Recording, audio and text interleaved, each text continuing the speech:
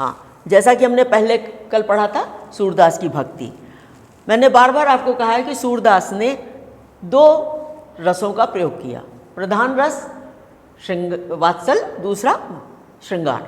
वात्सल्य में भी हम देखते हैं कि कहा जाता है, आपने पढ़ा भी है कि सूरदास जन्मांध थे, अर्थात जन्म से अंधे थे।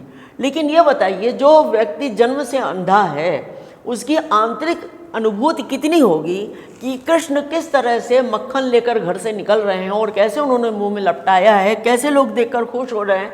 कितनी अच्छी अभिव्यक्ति इन पंक्तियों के द्वारा कवि ने की है। इसमें कह रहे हैं, माँ यशोदा खड़ी हैं, वो देख रही हैं कि शोभित कर नवनीत लिए, अपने हाथ में मक्खन लिए हुए, शोभित मतलब शोभित हो रहे हैं। यहाँ भी तद्भव शब्द है, इसको शोभित होता है, लेकिन ब्रज भाषा होने के कारण इसमें शोभित लिखा गया। शोभित कर नवनीत लिए, छोटे से कन्हैया हैं, घुटनों के बल चल रहे हैं, और वो क्या किए हैं, घुटुरन चलत रेणु तन मंडित। और क्या किया है उन्होंने, रेणु, रेणु, रेणु अर्थात धूल, धूल में सने हुए हैं। यहाँ भी ये धूल का पर्यायवाची है रेणु। रेणु तन मंडित, चारों तरफ से जो धूल लगा है। हमने सहज ही अपने घर में देखा है कि जब बच्चे जमीन पर खेलते हैं तो उनके घुटने में, हाथ में, सब जगह धूल लग जाती है। तो घुटनों चलित रेणु तन मंडित, घुटनों के बल चल रहे हैं। कितना स्वाभाविक वर्णन। एक छोटा बच्चा जो 1.5 साल का, 2 साल का है, वो घुटनों से चल रहा है, उसके हाथ पैर में, पूरे शरीर में धूल लगी है, मुख दधि लेप करे, और सारे मुंह में आधा कहा है, आधा मुंह में लपेटा हुआ है। चारु कपोल लो लोचन, चारु कपोल, और जो घुंघराले उनकी लटें हैं वो उनके कपोल गाल पर आ रही हैं। लो लोचन, और प्यारे नेत्र, लाल नेत्र हैं। गोरोचन तिलक दिए। ऐसा है कि मथुरा या वृंदावन में लोग गाय के चरण की रज से अपने माथों पर तिलक लगाते हैं। तो इसमें भी क्या कह रहे हैं, गोरोचन तिलक दिए। कृष्ण का तिलक काहे का है, गोरोचन का। लट लटकन मनुमत्त मधु, ये लाइन थोड़ा आपके ध्यान देने योग्य है, क्योंकि इनमें उत्प्रेक्षा अलंकार है। उत्प्रेक्षा अलंकार में कैसे उन्होंने इसको किया है, मनुमत्त मधु में अनुप्रास है, लट लटकन में अनुप्रास है, लेकिन इसका तात्पर्य क्या निकल रहा है, क्योंकि मन, मानव, जन, जानव जहाँ लगा होता है वहाँ उत्प्रेक्षा अलंकार होता है। ये हमें स्पष्ट दिख रहा है। अब यहाँ पर कभी थोड़ा सा रसात्मक अधिक हो गया है। वो कह रहा है लट लटकन, घुंघराली लटे हैं, मनुमत्त मधु।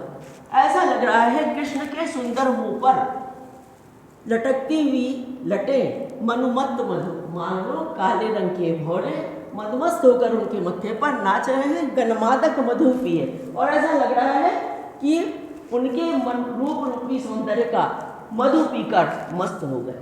हम देखते हैं भौरा फूल के पराग को लेकर उसके चारों ओर घूमता है, तो लटकती ही लटकन, लटकते हुए घुंघराले बाल कवि को कैसे लग रहे हैं, मानो भौरे ने उनके रूप रूपी रस का पान कर लिया है और वो मदमस्त होकर टहल रहा है। कुठला कंठ ब्रज के हडनक राजक रुचि है। कुठला कंठ और गल में उन्होंने कुठली जैसा हार पहन रखा है, ब्रज के हड, और जो शेरनी के समान प्रतीत हो रहा है। नख राजक रुचि है, और ये देख करके जब वो धरती पर अपना हाथ रखते हैं तो उनके हाथ, चूंकि कृष्ण सामने हैं, और जब नीचे हाथ रखते हैं तो ऐसा लगता है जैसे पूरी चांदी रजत जो है वो नीचे आ गया है उनके नाखूनों से।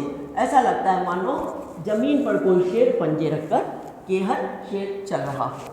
धन्य सूर एको पल ही सुख, सूरदास जी कहते हैं मैं धन्य हो गया, एक पल भी मैंने इस सुख का अगर सुख को ग्रहण कर लिया, का सत्य कल्प जिए, सैकड़ों वर्ष जीने से क्या तात्पर्य। अर्थात जिसने कृष्ण के इस मनमोहक रूप को देख लिया उसे 7 कल्प तक जीवन जीने की कोई अभिलाषा नहीं रखनी चाहिए।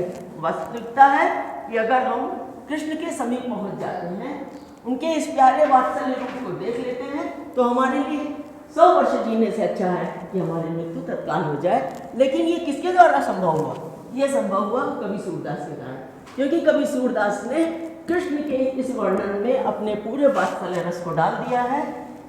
इन स्थान पर उन्होंने उत्प्रेक्षा और अनुप्रास का प्रयोग करके यह बता दिया कि उनको रस का भी कितना ज्ञान था। तत्सम तद्भव, ये आपको मैं पहले भी बता चुकी हूँ कि तत्सम तद्भव ब्रज भाषा में सूरदास ने जब ब्रज भाषा का प्रयोग किया, आपको पता ही है, जब किसी बोली में, ब्रज बोली थी, जब किसी बोली का के द्वारा महाकाव्य की रचना होती है तो वो भाषा बन जाती है। सूर सागर लिखने के बाद ब्रज बोली भी ब्रज भाषा में परिवर्तित हो गए। आज उसको हमारी हिंदी के भाषाओं में एक भाषा में से रखा जाता है, ऐसा संवैधानिक तथ्य है। इसके साथ ही इसमें देखिए ये पूरे छंदबद्ध है, गेय है, इसे हम गा भी सकते हैं, गीतात्मक शैली है, ब्रज भाषा का आदि से अंत तक प्रयोग है। सूरदास का इसमें वात्सल्य रस हमें स्पष्ट दिख रहा है।